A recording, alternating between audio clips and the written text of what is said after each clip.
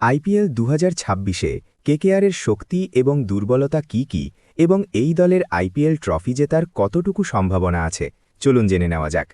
তো দেখুন, কেকেআরের প্লেইং 11 কিছুটা এরকম হতে পারে, যেখানে থাকবেন Finn Allen, Ajinkya Rahane, Angkrish Raghuvanshi, Cameron Green, Rinku Singh, Ramandeep Singh, Sunil Narine, Varun Chakravarthy, Matheesha Pathirana, Vaibhav Arora এবং উমরান মালিক।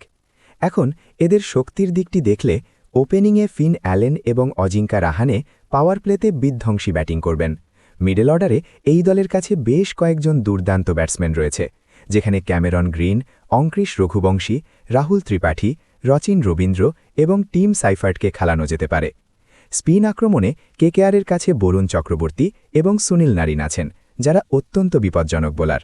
আর এবার এদের দুর্বলতার দিকটি দেখলে এই দলের পেস আক্রমণ বেশ দুর্বল, যেখানে উমরান মালিক, পাথিরানা, মুজারবানি, বৈভব অরোরা, রসিক দার, দীপক চাহার এবং কার্তিক ত্যাগীর মতো বোলার আছেন, যারা হয়তো এতটা ভালো পারফর্ম করতে পারবেন না।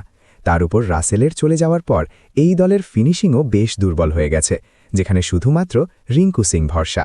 তো সব মিলিয়ে দেখতে গেলে কেকেআর এই বছর বেশ দুর্বল এবং এদের প্লে অফে যাওয়ার চান্স খুবই কম।